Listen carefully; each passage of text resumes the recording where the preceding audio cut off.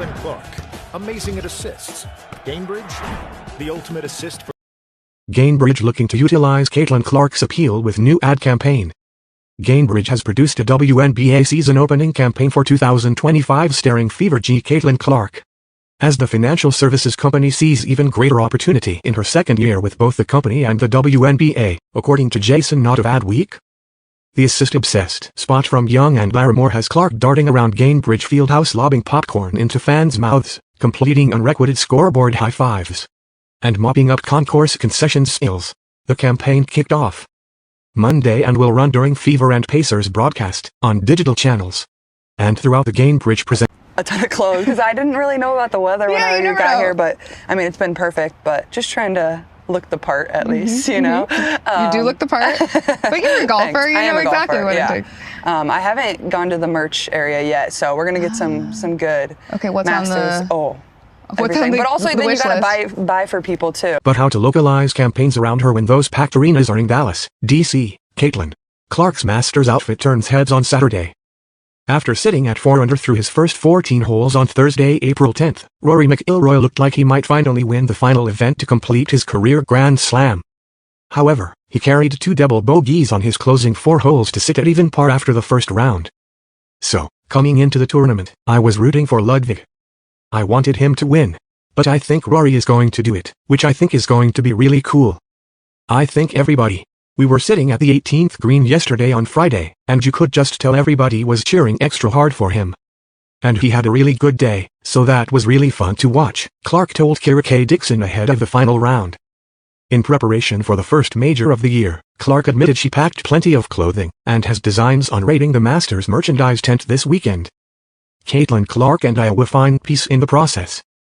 Caitlin's mom made a final toast. "Happy birthday," she said. "Happy birthday, Caitlin," Kate Martin said, turning to her left and asking her, what was the best thing that happened in year 21? Caitlin thought about it for a second. "Final 4, she said. Everyone clinked their glasses. "Not even the booze cruise?" one of them asked. They all laughed. "Booze cruise," everyone shouted when Caitlin gave her Associated Press Player of the Year trophy to her parents. Her mom looked inside and gasped. Some of the metal on the inside was already peeling and rusting. "What happened?" she asked Caitlin. Caitlin shrugged sheepishly. "The managers got it," she said. "It turns out the trophy," her mom said with a shake of the head, "holds 2 beers. Caitlin is grateful for the awards, but got tired of traveling around to get them. Not because she didn't appreciate the attention, but because she seemed to sense that her survival and continued success would depend in part on her closing the book on last season. "In mid-October, I got to Iowa City in time for the second practice of the year. I ran into head coach Lisa Blighter in the elevator down to the Carver Hawkeye practice gym. And she laughed about how 2 fans from Indiana just showed up at the first practice and were walking onto the court taking selfies. Blighter had to stop practice and politely ask, what the hell? They explained they had traveled far to see Caitlin Clark in person. That same month, Brent and Ann Clark, who could only look at each other in wonder, parked in the West 43 lawn next to the football stadium, where that afternoon their little girl would be playing an exhibition outdoors at Kinnick Stadium in front of the largest audience to ever watch a women's college basketball game. "It's wild," they kept saying over and over. "This is all she ever wanted," Ann said as we set up the food and drinks. "She's asked for years, can we please do a tailgate?" One morning last year I drove across Des Moines to see where all this began. Although Caitlin hasn't been a student at Dowling Catholic for almost 4 years, her presence, and her family's presence, remains palpable in the halls. Her older brother won 2 state titles in football. Her younger brother won a state title in track. Caitlin's grandfather, her mom's dad, was the beloved football coach there for years.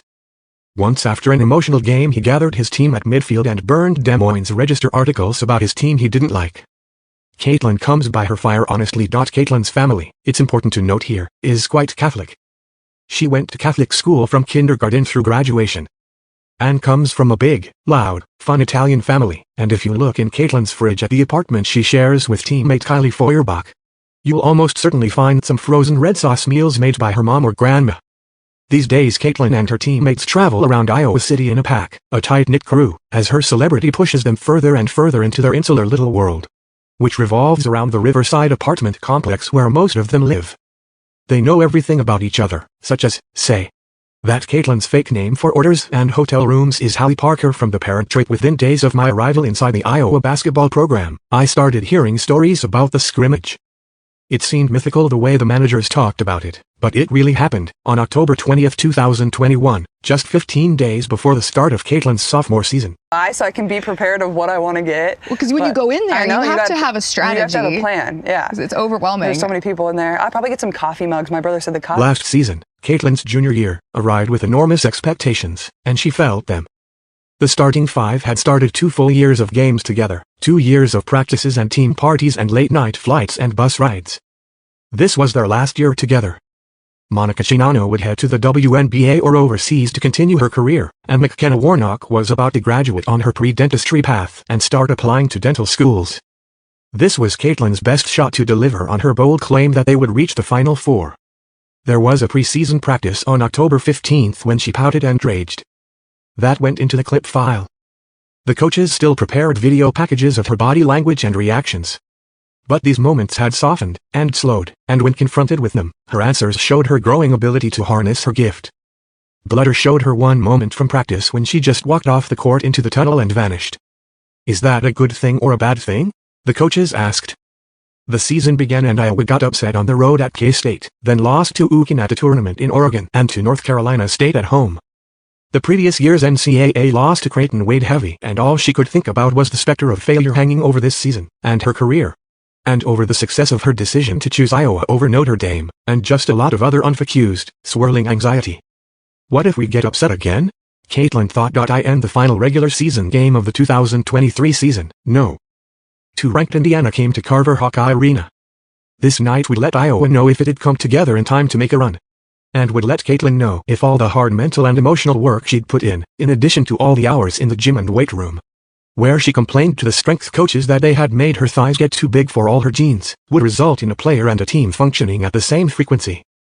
She'd worked to find peace, and tonight that meant peace inside an arena that experienced Hawk fans insist they've never heard louder.